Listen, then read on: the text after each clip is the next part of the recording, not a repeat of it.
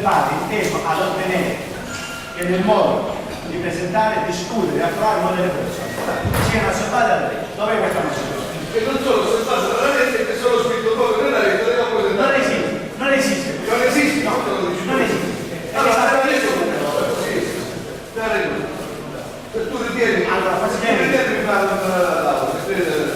allora, dopodiché io posso anche, caro Presidente, se mi dà fastidio, abbiamo parlato del Consiglio Comunale, siccome io a differenza di qualche altro non sto qua, perché lo Stato e i cittadini mi devono pagare lo stipendio a fine mese, mi alzo e grazie a te e a popolo te. Il problema è un altro, il problema è che su queste cose che dovete lasciare per cortesia che la gente si esprima liberamente e democraticamente. Queste cose vanno fatte nella nazione perché sono scritte nella lettera e nel voto sulle violazioni ai lavori del Consiglio Comunale. E non continua a reiterare. Questa è la cosa. Lei ha detto mozione d'ordine.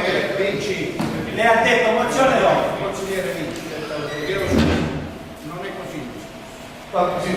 Non ti chiedo se è possibile. Non è possibile, perché se no lo mette a leggere il giornale, che non è possibile. No. Allora, tu hai parlato di mozione.